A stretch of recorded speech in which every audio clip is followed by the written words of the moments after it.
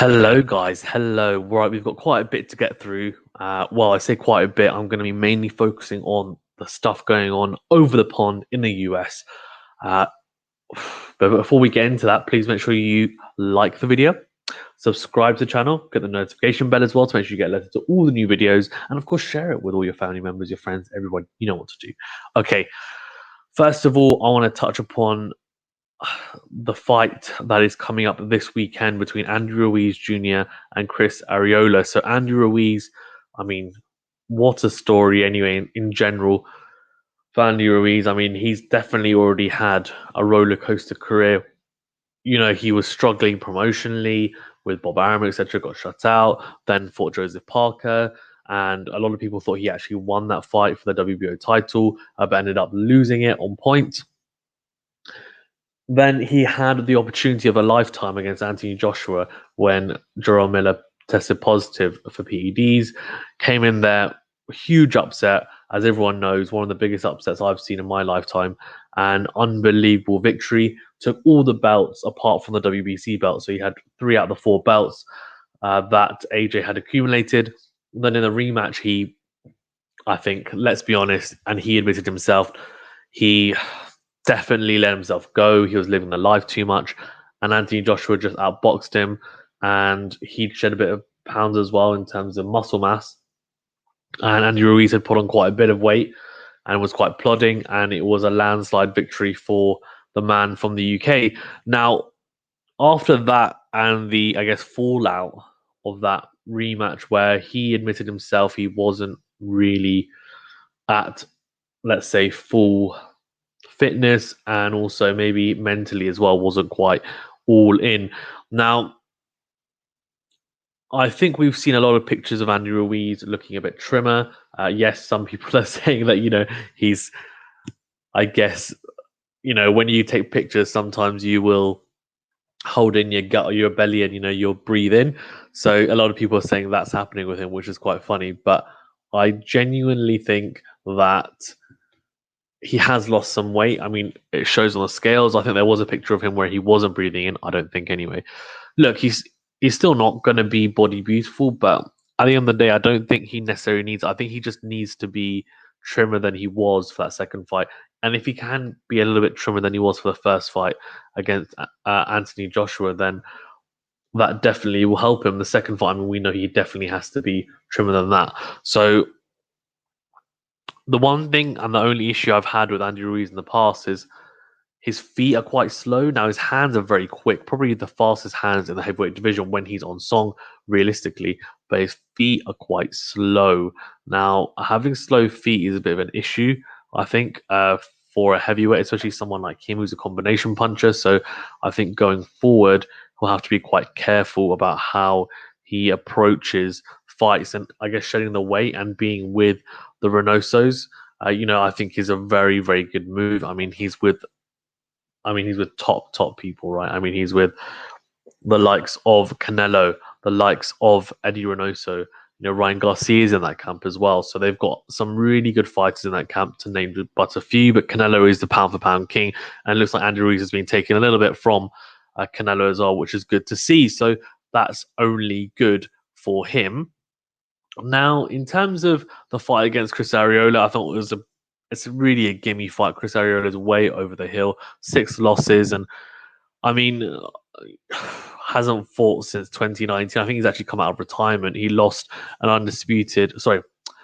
unanimous decision even to Adam Kawanaki, and then before that had racked up 2 wins, but against some decent people. Jean-Pierre Augustin was actually unbeaten before that, but Lorenzo Smith not so much, lost 10 times. Deontay Wilder knocked him out in 2016. So he's been pretty inactive and he's way over the hill, let's be honest. So realistically, this should be a gimme fight. It really should, for the man from, well, LA or the US, but also Mexican descent. So that'd be really cool to see. I'm very, very interested to see if there's any changes, especially to Andy Ruiz's game plan, the way he moves, the way he boxes, and has he maybe added a little bit of body work as well, which I did see he did work the body quite a bit against Anthony Joshua in the first fight.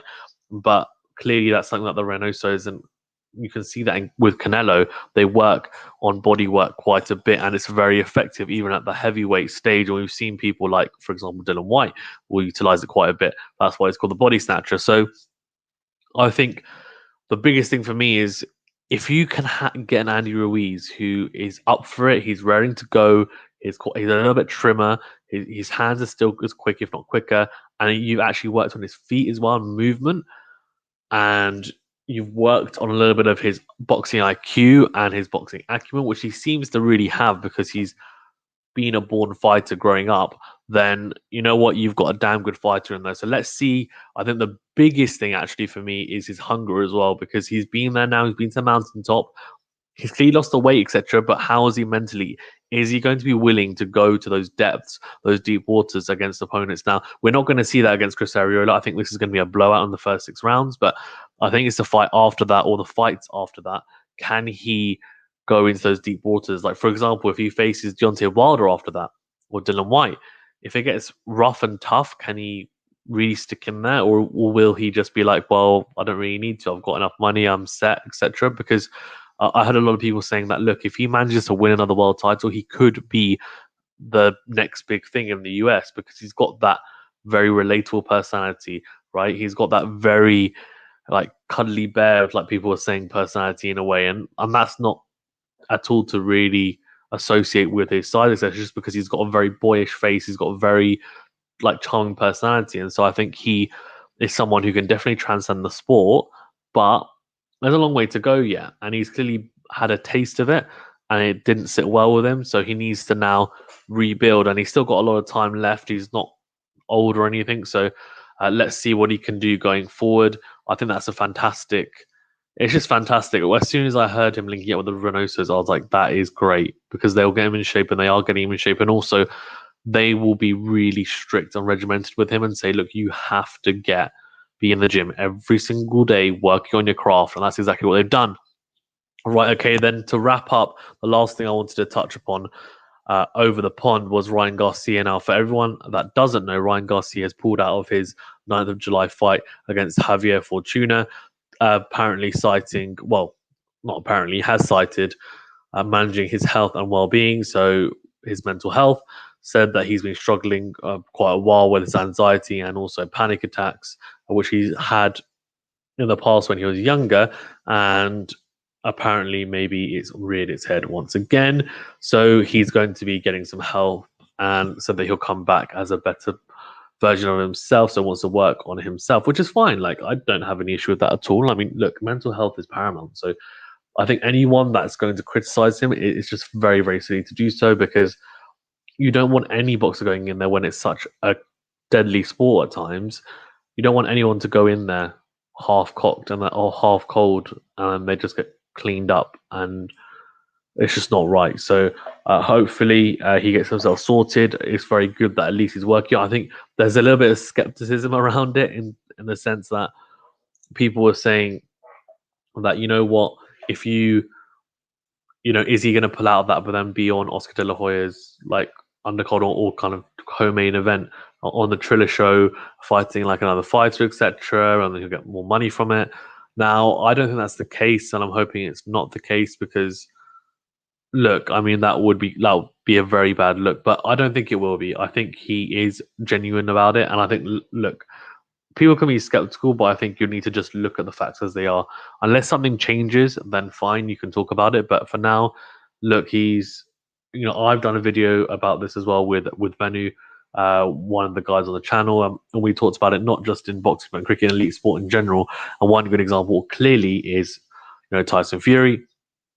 And mental health and mental well-being is paramount to get in the ring, especially, and in any elite sport. So good on him for citing it and just saying, you know what, I'm going to come out and say that, look, I'm just not ready for it. So hopefully that's the only reason, and I'm really hoping it is, because I think it's no joke and it shouldn't be taken lightly. I'm sure he's not, because he has had it in the past from what he said before.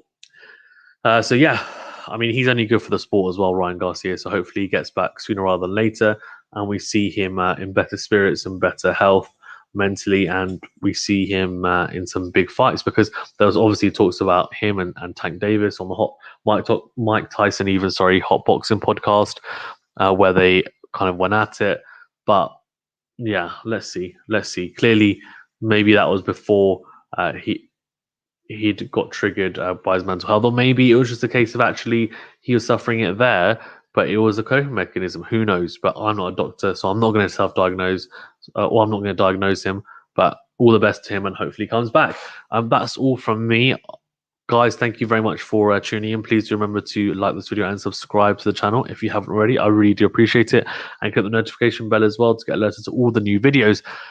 Okay, that's all. As I said, have a fantastic evening, morning, or afternoon, wherever you are, and I'll see you on the next